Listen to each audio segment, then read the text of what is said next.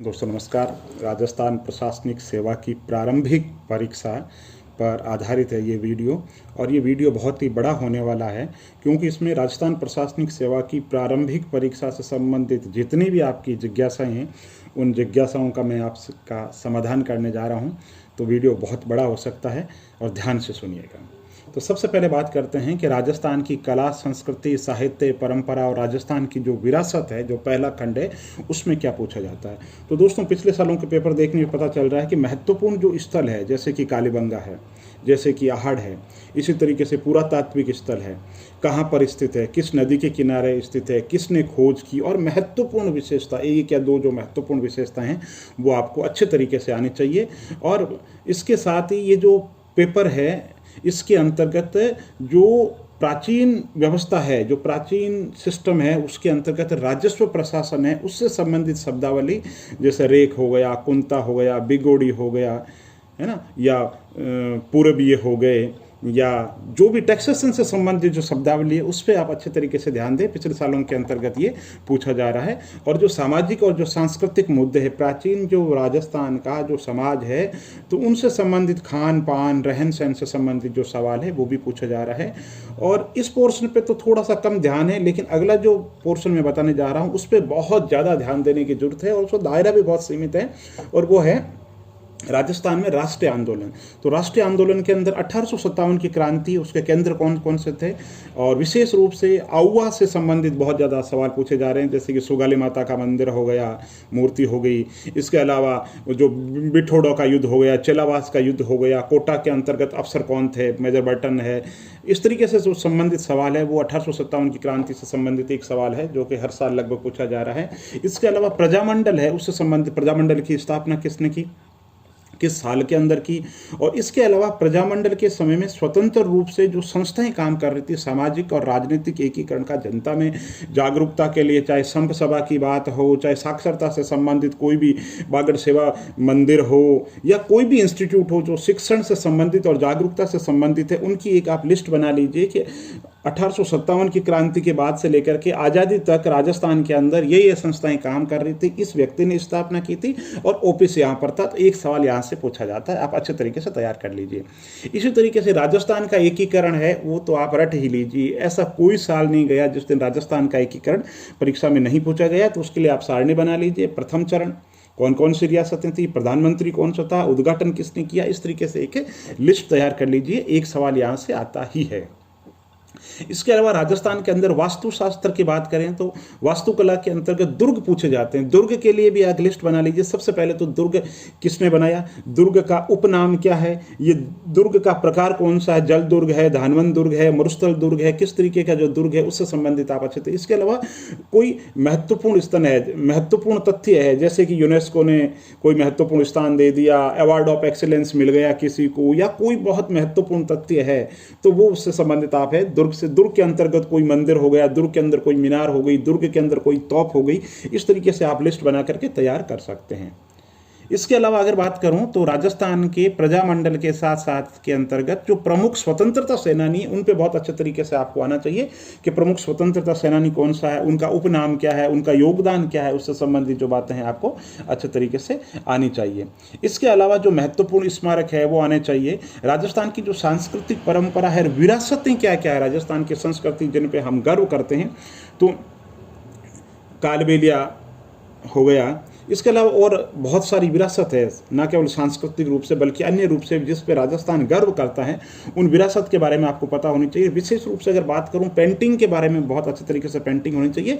और पेंटिंग के अंदर भी जो पुरानी जो पेंटिंग है जिसे लोक चित्रकला कहते हैं, जैसे कि मानना हो गया, गोदना हो गया, सांजी हो गया, इस तरीके से जो है ना आदिवासी जो जनजातीय जो लोक संस्कृति है उसके बारे में आपको अच्छे तरीके से पता होना चाहिए। इसके अलावा राजस्थान की चित्रकला की शैली भी आप नोट्स बनाओ, शॉर्ट के अंदर लिख दो कि साहब ये जयपुर शैली विशेषता क्या है, ये विशेषता है, प्रमुख चित्रकार कौन से, प्रमुख रंग कौन सा, इस तरीके से, और किस राजा ने इसको बढ़ावा दिया, इस तरीके से एक लिस्ट बना करके तैयार कीजिए। इसके अलावा अगर बात करें तो हस्तशिल्प के अंतर्गत अच्छे तरीके से आपको आना चाहिए। मुख्य परीक्षा के लिए भी हस्तशिल्प बहुत इंपॉर्टेंट टॉपिक है। कहाँ की हस्तशिल्प, जैसे बीकानेर की हस्तशिल्प कौन कौन सी है ना, उस्ता कला हो गई, इसके अलावा जयपुर के अंतर्गत कौन सी हो गई, जयपुर के अंतर्गत किस राजा के द्वारा बढ़ावा दिया गया। तो इसके अलावा जो हस्तशिल्प के बारे में बहुत अच्छी तरीके से आपको जानकारी होनी चाहिए। और राजस्थान साहित्य की बात करें तो राजस्थान साहित्य के अंतर्गत आपको पता होना चाहिए राजस्थान प्राचीन साहित्य कौन सा है, मध्यकाल कौन सा है, आधुनिक साहित्य के अंदर कौन कौन सा है, और साहित्य की जो विधाएं हैं वो आपको पता होनी चाहिए। जैसे कि रासो क्या है, रासो से संबंधित सवाल पूछे जाते हैं। ख्यात क्या है, ख्यात से संबंधित सवाल पूछे जाते हैं। और वचनिका पूछी जाती है। तो दो दो लाइन आप हर टॉपिक पे लिख लीजिए कि वचनिका ये है और ये वचनिका प्रमुख है और इस व्यक्ति ने लिखी है और इसके दरबार के अंतर्गत ये रहते थे। इसके अलावा जो महत्वपूर्ण जो साहित्यकार है तो वो आप देखेंगे तो आपको पता चलेगा, जैसे कि विजयदान जी था, जैसे कि कन्हैयालाल सेठिया, नंद किशोर आचार्य, यादविंदर शर्मा चंद्र, अनाराम जी सुदामा। इस तरीके से महत्वपूर्ण जो साहित्यकार है आधुनिक युग के अंतर्गत बांकेदास जी हो गए, सूर्यमल जी मिश्रण से संबंधित हो गए। इस तरीके के सवाल पूछे जाते हैं, ज़्यादा पूछे जाते हैं। तो साहित्य के अंदर फोकस इन पे करो, बाकी साहित्य भी आप पढ़ो। जैन साहित्य वो भी देखो आप कौन कौन से हैं, लोक साहित्य क्या क्या है वो भी आप पता होना चाहिए। लेकिन ज़्यादा फोकस उन सवालों पर करो जो पिछले सालों के अंतर्गत पूछे जा रहे हैं। राजस्थान की बोलियों के बारे में पता होना चाहिए, मारवाड़ी कहाँ बोली जाती है, मेवाड़ी कहाँ बोली जाती है, बागड़ी कहाँ बोली जाती है, हाड़ौती कहाँ बोली जाती है, उससे संबंधित सवाल भी पूछे जाते हैं। और धार्मिक आंदोलन में आपको पता होना चाहिए कि संत जो समागम है उसके अंदर निर्गुण भक्ति के संत कौन से हैं, सगुण भक्ति के संत कौन से हैं, महिला संत कौन कौन से हुई, लोक देवता कौन कौन से हो गए, और इनसे संबंधित जो प्रमुख स्थल है वो कौन सा है, इनकी वाणी क्या है, इनके प्रमुख जो परिचय हैं वो आपको, और ये रुचि का विषय है, सिर्फ परीक्षा के हिसाब से मत पढ़िए। वैसे ही आदमी को पता होना चाहिए कि रुणेचा धाम के जो बाबा रामदेव जी है उनके क्या क्या परिचय हैं। हम दैनिक जिंदगी के अंदर सुनते रहते हैं, तेजा जी महाराज से संबंधित हम सुनते रहते हैं कि तेजा क्या है, उनके माता जी का नाम क्या है, पिताजी का नाम क्या है, घोड़ी का क्या नाम है, प्रमुख स्थल कौन कौन से हैं, आराध्य स्थल कौन से हैं, है ना। इस तरीके की जानकारी आपको पता होनी चाहिए। इसके अलावा राजस्थान के जो महत्वपूर्ण पर्यटन स्थल है वो बहुत अच्छे तरीके से आपको पता होना चाहिए। पर्यटन स्थल दोस्तों इस मायने में ज़्यादा अच्छे तरीके से पता होना चाहिए क्योंकि अगर आप राजस्थान के पर्यटन स्थल पता कर लेते हो तो साथ साथ में आपके राजस्थान के सारे जिले तैयार हो जाते हैं और सारा राजस्थान तैयार हो जाता है। जैसे आप बीकानेर हैं, बीकानेर के महत्वपूर्ण पर्यटन स्थल पढ़ते हो तो वहाँ पर आपका राजस्थान भी तैयार हो रहा है। आप पढ़ रहे हो साहब बीकानेर के अंदर उस्ता कला का केंद्र हो गया। इसके अलावा उष्ट्र केंद्र पढ़ रहे हो, आप पढ़ रहे हो मुख्य अभिलेखागार पढ़ रहे हो। तो मुख्य अभिलेखागार अगर आप पढ़ रहे हैं तो सिर्फ पर्यटन स्थल के रूप में बीकानेर के अंदर नहीं पढ़ रहे हैं, आपका जो समग्र ज्ञान है वो भी बहुत अच्छे तरीके से तैयार हो रहा है। तो आपका जो जिला है, कोई भी जिला हो चाहे, उसके महत्वपूर्ण स्थल के साहब ये तो पुरातात्विक दृष्टि से महत्व, जैसे बीकानेर है कि साहब सोती संस्कृति की दृष्टि से शिवबाड़ी है, मंदिर है। इसके अलावा कि साहब उष्ट अनुसंधान की दृष्टि से ये केंद्र हो गया। और सर दुर्ग की बात करें तो ये बीकानेर का जूनागढ़ दुर्ग है, ये इसकी महत्वपूर्ण विशेषता है। ये मुख्य अभिलेखागार है, इस वजह से भी इसका डिजिटलीकरण किया जा रहा है, इस वजह से ये चर्चा के अंतर्गत है। मुकाम इस वजह से चर्चा के अंतर्गत है।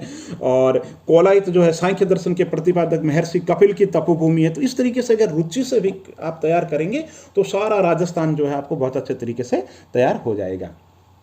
पर्यटन स्थल बहुत अच्छे तरीके से तैयार करें, पूरा राजस्थान को समग्र रूप से समझ। और साथ में जब पर्यटन स्थल करें तो उस पर्यटन स्थल के साथ में उस जगह के मेले क्या है, उस जगह के त्योहार क्यों। त्योहार के अंतर्गत पुरुष वर्ग के लिए बड़ी दिक्कत होती है तिथियां याद रखने के अंतर्गत। कोई भी त्यौहार कार्तिक में कब आता है, पौष मास में कब आता है, फागुन मास के अंदर कौन सा त्यौहार आता है। और आभूषणों की बात करें तो कौन सा आभूषण कहाँ पहना जाता है, पुरुष वर्ग के लिए बड़ी दिक्कत है। थोड़ी सी रुचि विकसित कीजिए। लोक नृत्य, लोक संगीत और लोकगीत, राजस्थान की जो लोक संस्कृति है उसको बहुत अच्छे तरीके से आना चाहिए। और मुख्य परीक्षा के लिए भी आप साथ में देखते रहिए कि भाई लोक संस्कृति के लिए क्या क्या कर रहे हैं। उनका जो प्राचीन जो अभिलेख है, प्राचीन जो स्मारक है, उनके लिए सरकार के द्वारा क्या किया जा रहा है, डिजिटलीकरण किया जा रहा है तो कैसे किया जा रहा है, आला गिला पद्धति के माध्यम से कैसे किया जा रहा है, जन जागृति अभियान के माध्यम से लोक संस्कृति को रखने के लिए क्या क्या किया जा रहा है। इसके अलावा राजस्थान के जो महत्वपूर्ण व्यक्तित्व है वो हर साल 1 या 2 व्यक्तित्व पूछे जाते हैं। और देखने में ये आया कि जो महत्वपूर्ण व्यक्तित्व कोई छोटा मोटा व्यक्तित्व नहीं होकर जिसको पद्मश्री, पद्म विभूषण बहुत बड़ा, जिसका राजस्थान के राष्ट्रीय आंदोलन के अंदर या चित्रकला के अंदर या संगीत के अंदर या साहित्य के अंदर जिसका बहुत ज़्यादा विशिष्ट योगदान रहा, उसी व्यक्तित्व के बारे में पूछा जाता है। अब बात करें इतिहास की तो इतिहास के अंदर दोस्तों प्राचीन काल और मध्यकाल के सवाल कम पूछे जाते हैं। आधुनिक भारत के जो सवाल है वो देखने में आ रहा है कि ज़्यादा पूछे जा रहे हैं। और इतिहास में भी अगर बात करें तो सिंधु घाटी की सभ्यता, वैदिक सभ्यता, भगवान बुद्ध और जैन धर्म से संबंधित सवाल, और मध्यकाल की अगर बात करें तो मध्यकाल के अंतर्गत जो स्थापत्य कला है, जो चित्रकला है, और मुगल काल के रेफरेंस के अंतर्गत कि कौन कौन सी चित्रकला थी, दरबारी कवि कौन, दशावंत कौन था, मंजूर कौन था, है ना, इस तरीके के जो कलाकार है चित्रकारी से संबंधित। इसके अलावा जो प्रमुख स्थापत्य कला के जो नमूने हैं कि आगरा के अंदर क्या क्या है, दिल्ली के अंदर कौन कौन सी है, कौन कौन से महत्वपूर्ण स्थल है जो मुगल कालीन शासकों के द्वारा बनाए गए हैं, है ना, उससे संबंधित सवाल जो है वो पूछे जाते हैं। और इसके अलावा अगर बात करें प्रमुख जो राजवंश है उनसे संबंधित जो आधारभूत जो सामग्री है वो पूछी जाती है। और भक्ति आंदोलन दोस्तों वो आपको बहुत अच्छे तरीके से पता होना चाहिए। मध्यकालीन समाज के अंतर्गत समाज सुधार को कैसे किया, कहाँ पर किस व्यक्ति ने किस तरीके से योगदान दिया, उससे संबंधित सवाल जो है वो पूछे जाते हैं।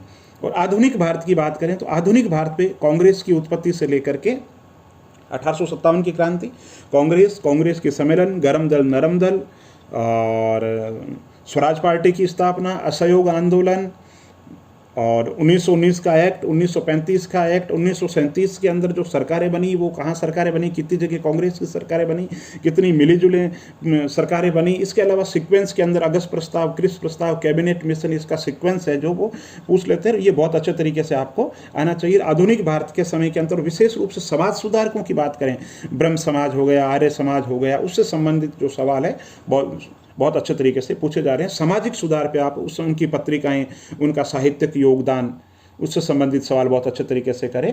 और विशेष रूप से एक सवाल और नया पाठ्यक्रम में जोड़ा गया है, पहले ये नहीं था, कि देश जब आज़ाद हुआ तो देश आज़ाद जब हुआ सरदार वल्लभ भाई पटेल के नेतृत्व के अंतर्गत देश का जो एकीकरण हुआ, रियासतों का एकीकरण हुआ, तत्कालीन समय के अंदर क्या समस्याएं आई, उस समय देश जब आज़ाद हुआ उस समय की मोटा मोटी जो पृष्ठभूमि है वो आपको याद होनी चाहिए। प्रथम पंचवर्षीय योजना के अंदर क्या किया गया, उद्योगों पर कैसे जोर दिया गया, कौन कौन सी बड़ी औद्योगिक इकाइयों की नींव रखी गई, इस तरीके के सवाल जो है वो पूछे जा रहे हैं।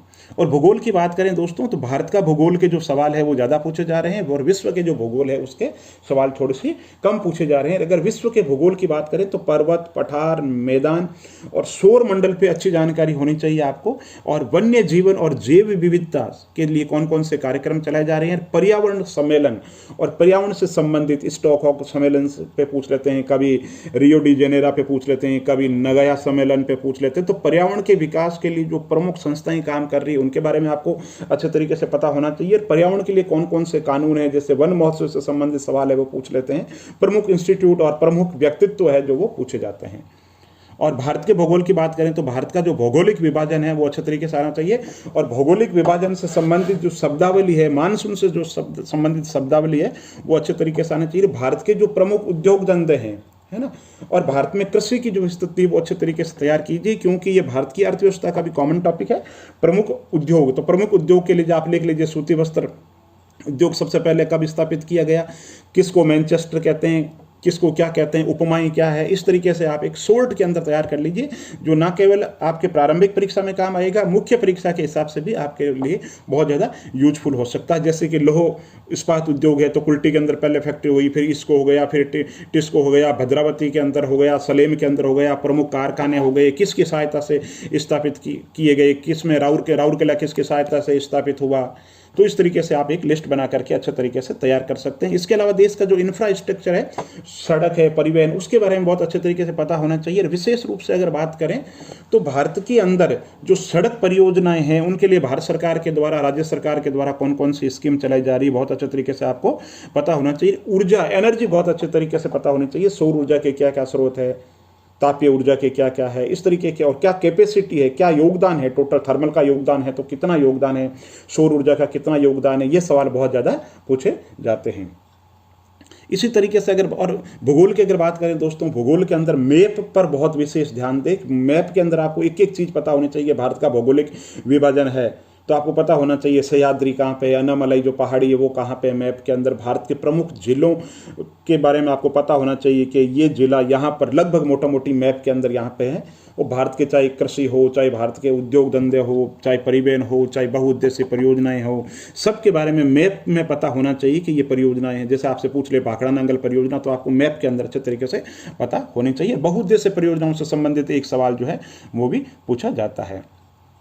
राजस्थान के भूगोल के लिए बात करें तो राजस्थान का भूगोल भी मूलभूत अवधारणाएं, वही सवाल पूछे जाते हैं, भौगोलिक विभाजन, वन्य जीव, जैव विविधता, प्रमुख सिंचाई परियोजनाएं, और इस पे भी आप जिला दर्शन अच्छे तरीके से तैयार कीजिए तो राजस्थान का भूगोल भी अच्छे तरीके से तैयार हो जाएगा। और भूगोल भी मैप में आपका जो रूम है, स्टडी जो रूम है, उसके अंदर भारत का भूगोल, विश्व का भूगोल और राजस्थान का जो भूगोल है वो मैप जरूर होना चाहिए। और मैप ओरिएंटेड आप अपनी स्टडी तैयार करो, बड़ी रुचि विकसित करो, बड़ा पढ़ने में आनंद आ जाएगा। और ज्ञान दोस्तों, जब ज्ञान आता है ना बिल्कुल, तो आदमी को कॉन्फिडेंस आता है, आप में और अच्छा कॉन्फिडेंस आएगा अगर आप इस तरीके से तैयारी करेंगे। और अभी तक हमने जो बात की है बुक्स की, तो आप बुक्स के लिए अगर मैं बात करूं तो देखो, सबसे पहले जो मैंने आपको बताया राजस्थान का इतिहास, कला, संस्कृति, उसके लिए जयसिंह नीरज बहुत अच्छी किताब है। राजस्थान का जो बोर्ड है उससे आप अच्छे तरीके से, राजस्थान बोर्ड की जो पुस्तकें हैं बहुत अच्छी पुस्तकें हैं। राजस्थान सामान्य अध्ययन से संबंधित जो बेसिक बुक्स है बहुत अच्छी बुक्स है। और भारत के इतिहास प्राचीन और आधुनिक, प्राचीन और मध्यकाल के लिए आप NCERT पढ़ते हैं या लूसेंट गाइड में जो मटेरियल दिया गया है उससे शुरुआत कर सकते हैं। और आधुनिक भारत के लिए स्पेक्ट्रम गाइड है वो आप पढ़ सकते हैं। और अगर भारत के भूगोल की बात करें और विश्व के भूगोल की बात करें तो महेश बर्णवाल की किताब बहुत अच्छी किताब है। और इसके अलावा आप NCERT भारत का भूगोल और विश्व का भूगोल पहले वो पढ़ें, फिर महेश बर्णवाल जो है वो पढ़ें। राजस्थान के भूगोल के लिए भल्ला सर की बहुत अच्छी किताब है। और HM सक्सेना राजस्थान हिंदी ग्रंथ अकादमी की जो पुस्तक है वो भी बहुत अच्छी है। अब बात करते हैं भारतीय संविधान। तो भारतीय संविधान के अंदर 1919 का अधिनियम, 1935 का जो अधिनियम है उससे संबंधित सवाल। और भारतीय संविधान के अंतर्गत जो मूल पॉइंट है, मूल अधिकार, मूल कर्तव्य, नीति निर्देशक तत्व और संविधान के अंदर संशोधन, राष्ट्रपति। और आप जब भारत को संविधान आप पढ़े ना, तो भारतीय संविधान के अंदर आप यूं सोचिए आपको कि कार्यपालिका, व्यवस्थापिका और न्यायपालिका, केंद्रीय कार्यपालिका, केंद्रीय व्यवस्थापिका, केंद्रीय न्यायपालिका, उसके साथ साथ में राज्य की व्यवस्थापिका, राज्य की कार्यपालिका, राज्य की न्यायपालिका साथ के अंदर पढ़िए। और इससे आपको रुचि भी विकसित होगी। और आप फ्लो चार्ट के अंदर बना लीजिए, क्योंकि जैसे केंद्र का ढांचा है लगभग वैसे ही राज्य स्तरीय ढांचा है, कमोबेश सकते हैं वही है, बस संवैधानिक जो प्रावधान है, अनुच्छेद है, वहाँ पे मोटा मोटी थोड़ा सा अंतर है। और बाकी आप इसमें रुचि विकसित कीजिए, है ना। जैसे सेंट्रल विजिलेंस कमीशन हो गई, केंद्रीय सूचना आयोग हो गए, योजना आयोग हो गए, राष्ट्रीय विकास परिषद हो गई, इन पे 50-50 शब्दों के अंदर अच्छा मटेरियल तैयार कीजिए, क्योंकि ये मुख्य परीक्षा में भी बहुत ज़्यादा काम का है। सार्वजनिक नीति और जो नागरिक अधिकार पत्र हैं ये साक्षात्कार और मुख्य परीक्षा के लिए भी बहुत ज़्यादा उपयुक्त है। और राजस्थान की प्रशासनिक व्यवस्था है, लक्ष्य गाइड में बहुत अच्छे तरीके से दे रखी है और आपके लिए पर्याप्त भी है। राज्यपाल, मुख्यमंत्री, जिला प्रशासन, लोक सेवा आयोग, लोकायुक्त, है ना, इसमें शॉर्ट में तैयार कर लीजिए। जैसे कि आप लोकायुक्त है तो लोकायुक्त से संबंधित सवाल पूछे जाते हैं। लोकायुक्त हो गया कि साहब प्रथम प्रशासनिक सुधार आयोग ने सिफारिश की थी केंद्र के अंदर लोकायुक्त की, लोकपाल की, और राज्य स्तर पे लोकायुक्त स्थापित हुए। और राजस्थान में राज्य प्रशासनिक सुधार जो कमेटी बनी थी उसने भी इसकी सिफारिश की थी। 1973 के अंतर्गत IG जो दुआ है वो प्रथम जो लोकायुक्त थे, मेनन सर है वो उसके उपायुक्त थे। और वर्तमान के अंतर्गत सज्जन सिंह जी कोठारी वो राज्य के अंदर लोकायुक्त है। अब लोकायुक्त के दायरे के अंदर कौन कौन आते हैं और क्या मुख्यमंत्री लोकायुक्त के दायरे में आते हैं या नहीं आते हैं, तो इस तरीके से आप शॉर्ट के अंदर जो टॉपिक है वो उसको आप 50-50 शब्दों के अंदर लिख लीजिए। दोस्तों वही बात मैं बार बार कहता हूं कि जो टॉपिक है आप इस तरीके से तैयार कीजिए, उसको बार बार आपको पढ़ना नहीं पड़े। राजस्थान लोक सेवा आयोग जैसे एक छोटा सा टॉपिक है तो आप लिख लीजिए 1949 के अंदर इसकी स्थापना हुई थी, घोष सर इसके प्रथम अध्यक्ष थे। और इसका जो उल्लेख है एक बार पढ़ लीजिए कि साहब अनुच्छेद 315 के अंदर प्रावधान है, 16 के अंदर नियुक्ति है, 317 के अंदर पदच्युति से संबंधित प्रावधान है, 320 के अंदर लोक सेवा आयोग के कार्य है, 322 और 23 के अंदर ये है प्रतिवेदन जो है। ठीक है, इस तरीके से आप तैयार कीजिए कि आपको बार बार पढ़ना नहीं पड़े, क्योंकि समय बहुत ही अनमोल है। तो तैयारी इस तरीके से कीजिए कि जो भी चैप्टर पढ़ रहे हो भले ही उसमें समय ज़्यादा लगे, इसलिए मैं कहता हूं कि सिलेबस सामने होना चाहिए। पिछले साल की जो परीक्षाएं हैं उनके पेपर सामने होने चाहिए। जैसे अभी मेरे सामने सिलेबस से मैं देख करके बता रहा हूं और देख रहा हूं पिछले सालों के पेपर भी मैंने देखे किस तरीके के जो सवाल है वो पूछे जा रहे हैं। मानवाधिकार आयोग की हर जितने भी है मानवाधिकार आयोग, लोक सेवा आयोग, इनकी स्थापना के जो प्रावधान है वो आपको अच्छे तरीके से पता होने चाहिए। सिटीजन चार्टर, सामाजिक लेखा परीक्षण, सोशल ऑडिटिंग, ये नए टॉपिक है, इनको भी आप अच्छे तरीके से तैयार कीजिए। और इसके लिए भारत की जो राजनीतिक व्यवस्था है उसके लिए एम लक्ष्मीकांत जो पुस्तक है वो अपने आप में पर्याप्त है। अब बात करते हैं अर्थव्यवस्था से संबंधित जो शब्दावली है। अर्थव्यवस्था के अंदर दोस्तों मैंने आपको पहले भी बताया था कि शब्दावली से परिचय होना आपके लिए बहुत ज़्यादा जरूरी है। तो प्रतियोगिता दर्पण का जो अतिरिक्तांक है उसके जो प्रारंभिक पेज है ना 10 पेज, वो तो है महत्वपूर्ण तथ्य। तो वो प्रारंभिक परीक्षा के लिए यूं समझ लीजिए रामबाण औषधि उसमें दे रखा है, जैसे परिचय, कृषि से संबंधित तथ्य, उद्योग से संबंधित तथ्य, परिवहन से संबंधित तथ्य, व्यापार वाणिज्य से संबंधित तथ्य, अंतर्राष्ट्रीय संस्थाओं से संबंधित तथ्य, नियोजन से संबंधित तथ्य। तो वो तथ्य आपके बहुत काम के हैं। प्रारंभिक परीक्षा में आरएस के अंदर जो सवाल पूछे जाएंगे वो सीधे वहीं से पूछे जाएंगे मोटा मोटी। तो उसके बाद में प्रतियोगिता दर्पण के अंदर आप शब्दावली पढ़िए, 10 पेज में या 15 पेज के अंदर लगभग वो शब्दावली दे रखी है जहाँ पे वो बताता है कि कोर सेक्टर क्या है, रेपो दर क्या है, रिवर्स रेपो दर क्या है, विमुद्रीकरण क्या है। तो अर्थशास्त्र की आपको एक तरफ समझ बनेगी और आपको अर्थशास्त्र के अंदर ऐसा लगेगा कि बहुत ही ईजी, अर्थशास्त्र कोई जटिल विषय नहीं है। इसके अलावा प्रतियोगिता दर्पण के पीछे 500-600 पेज के ऑब्जेक्टिव दे रखे हैं, वहां से भी क्वेश्चन आरएस प्रारंभिक परीक्षा के अंदर मैंने देखा बहुत ज़्यादा रिपीट होते हैं। तो वो ऑब्जेक्टिव भी आप जरूर पढ़िए। और अर्थव्यवस्था के लिए प्रतियोगिता दर्पण बहुत ही अच्छी किताब है, मेरा ऐसा मानना है, जो उपलब्ध है। दत्ता सुंदरम बड़ी किताब है ना, रमेश सर की किताब है, वो भी पूरी है, टाटा मेघरे बड़ी किताब है। अगर आप शॉर्ट के अंदर पढ़ना चाहते हो, प्रतियोगिता दर्पण का अतिरिक्तांक बहुत अच्छा है। भारत की अर्थव्यवस्था NCERT पढ़िए और साथ के अंदर प्रतियोगिता दर्पण का जो विशेषांक है वो पढ़िए, वो आपके लिए बहुत ज़्यादा काम के है। और इसके अंतर्गत जो बजट से संबंधित चीज़ें आपको पूछी जाती है, लेखांकन से संबंधित, स्टॉक शेयर मार्केट से संबंधित, बैंकों से संबंधित, मुद्रास्फीति से संबंधित, आज तक का जो नियोजन है, नियोजन बहुत अच्छे तरीके से पता होना चाहिए। इतने नियोजन की प्रथम पंचवर्ष योजना से लेकर के अब तक नियोजन के अंदर क्या क्या किया गया है ना, कौन से पब्लिक एंटरप्राइजेज की स्थापना की गई, कौन से फैक्ट्री की स्थापना की गई, कौन से इंस्टीट्यूट की स्थापना की गई, किस पंचवर्ष योजना के अंदर किस पे जोर दिया गया। तो इस तरीके से नियोजन का पूरा लेखा जोखा 1950 से लेकर के अभी तक का पूरा जो लेखा जोखा है वो आपको आना चाहिए।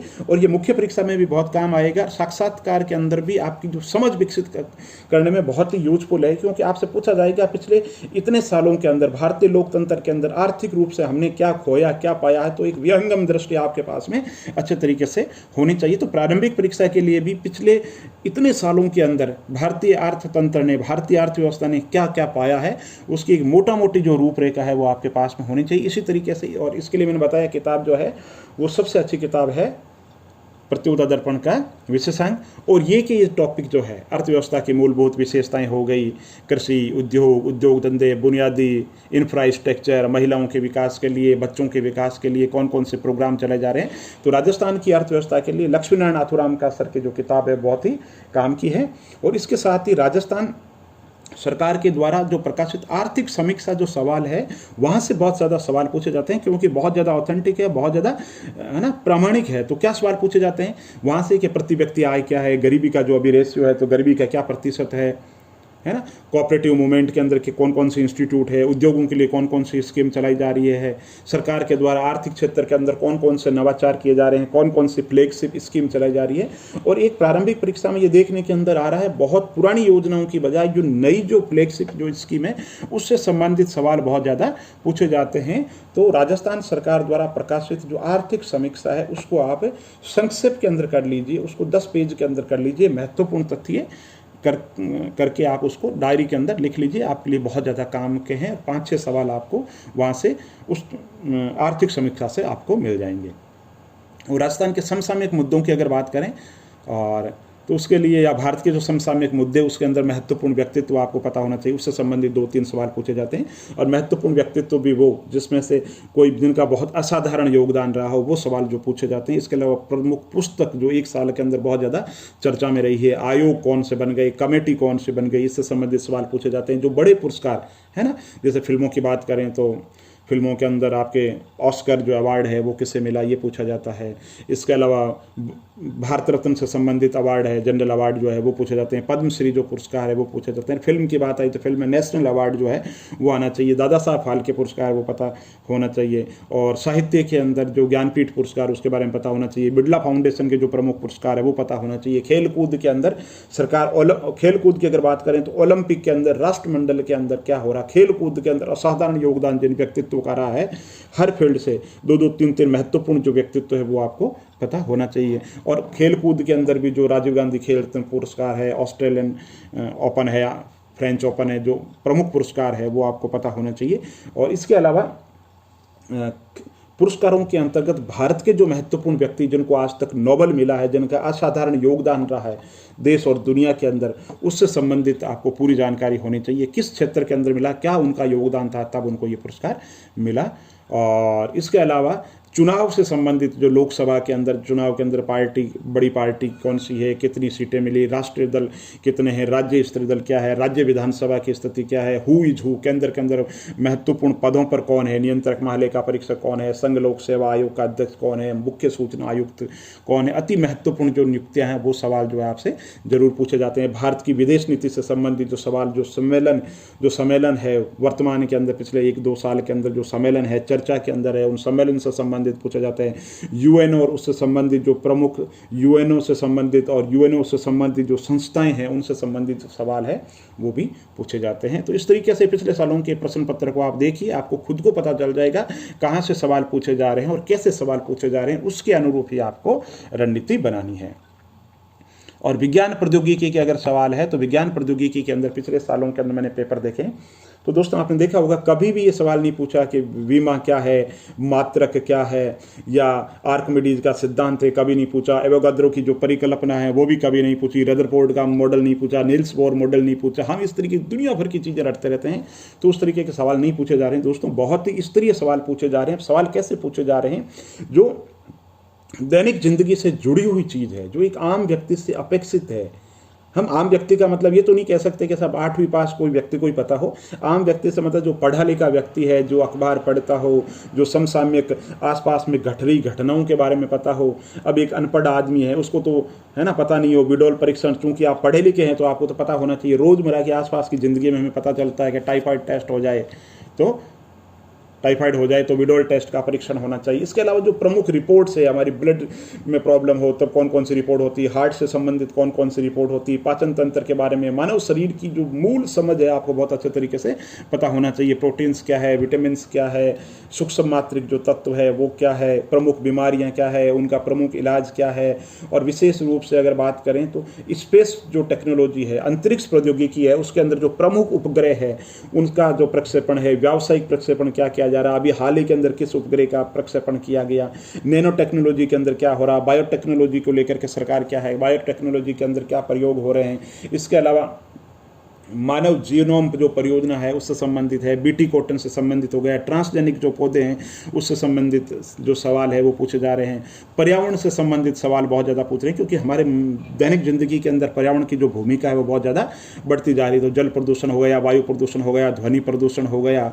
इसके अलावा विभिन्न तरीके के जो सूचकांक हो गए, ध्वनि प्रदूषण के अंतर्गत डेसिबल का जो पैमाना है, ओजोन परत से संबंधित सवाल पूछे जाते हैं। ओजोन परत में और छेद क्यों हो रहा है, कौन कौन सी गैसें इसके लिए जिम्मेदार है, वल्कनीकरण से संबंधित जो आप देखोगे तो आपको खुद को पता चल जाएगा। और रसायन शास्त्र के अंदर भी कोई रसायन शास्त्र के अंतर्गत तो ये नहीं पूछा जा रहा है कि साहब एल्काइन का फॉर्मूला क्या है, या एल्काइन का क्या फॉर्मूला है, या ईथर क्या है, फल, ये इस तरीके की चीज़ें नहीं पूछी जा रही। ऐसी चीज़ें पूछी जा रही है जो रसायन के अंदर भी, जो ऐसे रसायन जो हमारी रोजमर्रा की जिंदगी के अंदर काम आ रहे हैं उससे संबंधित जो सवाल है वो पूछे जा रहे हैं। बॉयल का नियम नहीं पूछा जा रहा। और अगर पूछ भी ले तो एक सवाल से क्या फर्क पड़ना है, उसके पीछे हम अपना जो समय है, अमूल्य समय है, वो नहीं दे सकते। तो आप पिछले सालों का अगर पेपर देखेंगे तो आपको खुद को पता चल जाएगा। हर रोजमर्रा की जो जिंदगी है, संचार प्रौद्योगिकी हो गई, उपग्रह हो गया, अंतरिक्ष प्रौद्योगिकी हो गई, मिसाइल टेक्नोलॉजी बहुत सवाल पूछा जाता है। मिसाइल टेक्नोलॉजी कौन कौन सी मिसाइल है, किस तरीके की मिसाइल है, किस प्रकृति की मिसाइल है, एक एपीजे अब्दुल कलाम का योगदान है। वर्तमान के अंदर मिसाइल प्रौद्योगिकी जो मिशन है उसके हेड कौन है ना, पोषण क्या क्या है, मानव स्वास्थ्य की देखभाल कैसे करें, जैव विविधता, जेनेटिक इंजीनियरिंग। और विशेष रूप से राजस्थान पे एक नया टॉपिक जुड़ा हुआ है। राजस्थान के अंतर्गत पशुपालन, राजस्थान के अंदर वानिकी, राजस्थान के अंतर्गत विज्ञान और प्रौद्योगिकी, एक थोड़ा सा नया टॉपिक है, कम मैटेरियल मिलता है। इस पर आप गूगल पे पढ़ेंगे तो विकीपीडिया पे भी मैटर मिल सकता है। राजस्थान के अंदर विज्ञान प्रौद्योगिकी, राजस्थान के प्रमुख साइंटिस्ट, राजस्थान के प्रमुख वैज्ञानिक, तो एक इंटीग्रेटेड टॉपिक है, इस पर आप जरूर ध्यान दें। तो इस तरीके के जो सवाल है। और विज्ञान प्रौद्योगिकी के लिए मैं कहता हूँ वापस वही बात, आपको एनसीईआरटी पढ़नी चाहिए। लुसेंट गाइड जो है विज्ञान प्रौद्योगिकी पे, जनरल साइंस पे अच्छा मटेरियल है। और इसके लिए एनसीईआरटी के साथ साथ के अंदर आप जो इतने अभी मैंने जितने भी बताए हैं, चाहे राजस्थान की अर्थव्यवस्था, चाहे भारत की अर्थव्यवस्था, इसके लिए आप थ्योरी पढ़ने के बाद के अंदर नोट्स बनाने के बाद में मार्केट में बहुत ही स्तरीय गाइड जो है वो उपलब्ध है ना। तो उस गाइड से एमसीक्यू क्वेश्चन जो है, ऑब्जेक्टिव जो क्वेश्चन है, उसको सॉल्व कीजिए और जो आपने पढ़ा है ना, टेस्ट सीरीज में आप ज़्यादा से ज़्यादा भाग लीजिए। तो ये था आपके विज्ञान और प्रौद्योगिकी। और अब बात करें तर्क और जो मानसिक अभ्यता है, मैथ्स और मेंटल एबिलिटी। तो मैथ्स और मेंटल एबिलिटी पे भी लगभग 15-20 सवाल, 20 सवाल पूछे जाते हैं, मोटे मोटे 20-22 सवाल पूछे जा रहे हैं। उसमें जो आर्ट्स के जो हैं विद्यार्थी, उनको दिक्कत है, वो ये कह रही कि साहब विज्ञान के अंदर और मानसिक जो अभिरुचि है, मेंटल एबिलिटी और मैथ्स के जो सवाल है, हम बहुत कोशिश करते हैं लेकिन हमारी पकड़ में नहीं आता। हम चूंकि कला के विद्यार्थी हैं, इसलिए हम चाहकर भी गणित के सवालों को हल नहीं कर सकते। तो उस संबंध में मेरा ये कहना है, आप पिछले सालों के पेपर देखोगे ना, तो आपको पता चल जाएगा, लाभ हानि हो गए, प्रतिशत से संबंधित हो गई, ऐसे कौन से सवाल है जिन पे कम ध्यान देकर भी आप उनको कर सकते हैं। और मानसिक जो क्षमता है, मेंटल एबिलिटी है, उसमें ऐसे कोई पोर्शन नहीं है जो आपके समझ में नहीं आए, है ना। इसके अलावा जैसे कि सांख्यिकी है, गणित के अंदर जो पाई है, 360 डिग्री से संबंधित जो डेटा विश्लेषण के सवाल जो पूछे जाते हैं, पाई चार्ट पूछे जाते हैं, वो बहुत इजी है, बहुत कम समय के अंदर आप इस पे पकड़ बना सकते हैं। तो मैथ्स के लिए भी RS अग्रवाल बहुत ही अच्छी किताब है, मैथ्स मेंटल एबिलिटी के लिए किरण प्रकाशन की भी अच्छी किताब आती है। तो मैथ्स और मेंटल एबिलिटी के अंदर आप इस तरीके से कीजिए कि अगर आपको लग रहा है कि समझ में नहीं आ रहा है, तो उन टॉपिक को आप छोड़ सकते हैं, और वो जो समय है तो वो किस टॉपिक पे दे सकते हैं, भारत की अर्थव्यवस्था, भारत की राज्यव्यवस्था, राजस्थान का जो सामान्य अध्ययन है उस पर आप दे सकते हैं। और समसामयिक मुद्दे पे मैं बात कर ही चुका हूँ, प्रमुख राष्ट्रीय अंतर्राष्ट्रीय मुद्दे, खेलकूद, अंतर्राष्ट्रीय महत्व के, राजस्थान के महत्वपूर्ण व्यक्तित्व, भारत के हाल ही के अंदर खेल और खेल कूद से संबंधित गतिविधियों से संबंधित जो सवाल है वो पूछे जाते हैं। इसके लिए आपको एक राष्ट्रीय स्तर का समाचार पत्र पढ़ना चाहिए, प्रतियोगिता दर्पण या क्रॉनिकल या दृष्टि मैगजीन, जो भी आपको उपयुक्त लगे उस मैगजीन को आप पढ़ सकते हैं। तो अब जो पेपर देखा हमने, सिलेबस देखा, तो उनका ट्रेंड अगर एनालिसिस करूं तो मैं कहूँगा सिलेबस पे फोकस करें, पिछले सालों के जो प्रश्न पत्र है उन पे ध्यान दीजिए, और टेस्ट सीरीज़ में लापरवाही ना बरतें। और पूरा एक प्रतिभागी है मेरे यूट्यूब से जुड़े हुए, वो कह रहे हैं कि साहब मैं पेपर करता हूँ ना, जैसे 100 सवाल है उनको बीच में ही छोड़ देता हूँ, प्रारंभिक परीक्षा में 30 कर लिए, मेरा मन भर जाता है, इसी तरीके से मुख्य परीक्षा में मेरा मन भर जाता है। तो ऐसा ना करें दोस्तों। जो अगर आप टेस्ट सीरीज में भाग ले रहे हैं, पूरे के पूरे सवाल सोल्व करें, जिससे आपको पता चलेगा कि पेपर पूरा सोल्व करने में कितना समय लगता है और आप क्या गलतियाँ करते हैं। तो इस तरीके से प्रारंभिक परीक्षा को लेकर के ये मेरा वीडियो था। राजस्थान बोर्ड की पुस्तकें पढ़िए, हिंदी ग्रंथ अकादमी की पुस्तकें पढ़िए, और ऑब्जेक्टिव गाइड, इस तरह ऑब्जेक्टिव गाइड है उसकी हेल्प ले लीजिए। और अगर मटेरियल कम मिल रहा है तो आप हेल्प ले सकते हैं। बाकी पुस्तकें कम से कम पढ़ें और एक ही जो पुस्तक है उसको बार बार पढ़ें। जैसे मैंने विश्लेषण किया है, हो सकता है इस विश्लेषण के अंदर कोई कमी रह गई हो, तो आप खुद देखिए, पिछले साल के 3 पेपर उठा लीजिए पिछले सालों के लगातार, और आप देखिए कहाँ से सवाल पूछे जा रहे हैं, कैसे सवाल पूछे जा रहे हैं, और आपका पोर्शन कौन सा पोर्शन है जो आपका कमज़ोर है, तो उस पर ज़्यादा फोकस करने की ज़रूरत है। और प्रारंभिक परीक्षा में जब पढ़ रहे हैं तो मुख्य परीक्षा को भी दिमाग में रखिए। प्रारंभिक परीक्षा में जैसे आपने पढ़ लिया, कोई टॉपिक पढ़ लिया आपने, जैसे कि केंद्रीय सतर्कता आयोग, तो आप उसको लिख लीजिए, पहले पढ़िए, फिर शॉर्ट में लिखिए, नोट्स बना लीजिए, और फिर ऐसे होकर के आप याद कीजिए कि हाँ भाई मैंने क्या पढ़ा है, क्या साहब सेंट्रल विजिलेंस कमीशन पढ़ा, क्या पढ़ा, क्या साहब संथानम कमेटी की सिफारिश पर स्थापना की गई थी, 64 में स्थापना की गई थी, प्रथम CBC ये थे, वर्तमान के अंदर CBC ये है, और ये CBC के कार्य हैं। आपने बोल लिया तो आपका काम पूरा हो गया। इसका मतलब आपने उस टॉपिक को हृदयंगम कर लिया है। चिंता की कोई बात नहीं, इससे आप में कॉन्फिडेंस आएगा, प्रारंभिक परीक्षा के लिए भी कॉन्फिडेंस आएगा। और दोस्तों, नेपोलियन बोनापार्ट कहा करते थे कि जो युद्ध लड़े जाते हैं ना, वो हथियारों से नहीं लड़े जाते हैं, और हथियारों का अगर योगदान भी है तो 25% जो योगदान है वो हथियारों का है, 75% 75% जो योगदान है वो हथियारों का नहीं है, वो मनोबल का है। युद्ध लड़े जाते हैं तो 75% योगदान उसमें मनोबल का होता है।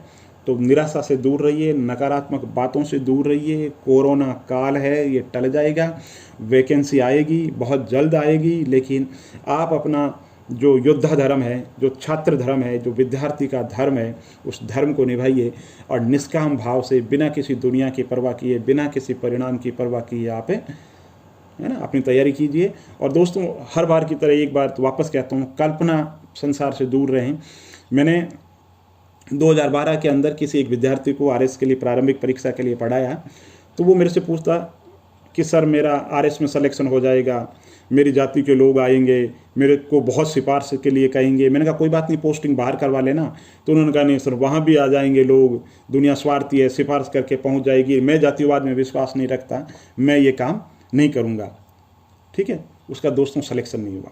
अच्छा कैंडिडेट था, लेकिन कल्पना लोक में विचरण करता है। तो कुछ लोग इन चीज़ों के अंदर आरएस पे का कट ऑफ, प्रॉपर का कट ऑफ क्या जाता है, आरपीएस कितने पे मिल जाती है, तहसीलदार कितने में मिल जाती है, तो ये सवाल अभी नहीं है। जब आपका साक्षात्कार के लिए बुलावा आएगा तब ये पूछने का सवाल है। अगर आपका इंटरव्यू कॉल होता है तब आप ये सवाल पूछ सकते हो कि सर मैं मेरी चॉइस क्या भरूं, आरएस कितने पे मिल जाएगा, आरपीएस कितने पे मिल जाएगा, है ना। और ये कितने पे मिल जाएगा ये भी बहुत सारे फैक्टर पे है, कितनी सीटें आ रही है, आप किस कैटेगरी के अंदर बिलोंग कर रहे हो, तो बहुत सारे फैक्टर होते हैं। तो ऐसे सवाल प्लीज़ ना पूछें। मुझे बहुत अच्छा लगेगा अगर आप प्रारंभिक परीक्षा से, मुख्य परीक्षा से संबंधित, रणनीति से संबंधित कोई सवाल पूछोगे तो मुझे बहुत अच्छा लगेगा, और मैं आपके हर सवाल का जवाब देने के लिए तैयार हूं। लेकिन आप सिर्फ वही सवाल पूछें जो रणनीति पर आधारित हो, कल्पनामूलक सवाल नहीं पूछें। ऐसे सवाल जो आपको, आपके दिलो दिमाग के अंदर है, आपको है ना परेशान कर रहे हैं, आपके पास में उनका उत्तर देने वाला कोई नहीं है, तो मेरी कोशिश ये है कि मैं उन लोगों का समाधान करूं। और महिला प्रतिभागी में देखने में आ रहा है कि महिला प्रतिभागी जो है वो कम तैयारी कर रहे हैं। तो महिला शक्ति, नारी शक्ति से मेरा निवेदन है कि आप बहुत अच्छे तरीके से तैयारी कीजिए। समय बहुत बदल रहा है, महिलाओं का मजबूत होना बहुत ज़्यादा ज़रूरी है। और अगर स्वामी विवेकानंद कहते हैं कि बिना महिलाओं के हम राष्ट्र निर्माण की कल्पना नहीं कर सकते, मैं इतनी बड़ी बात तो नहीं कहूँगा, लेकिन मैं इतनी बात जरूर कहूँगा कि नारी शक्ति के बिना परिवार अधूरा है। आप खुद मजबूत बनेंगे तो आपका परिवार मजबूत बनेगा, आपका गांव मजबूत बनेगा।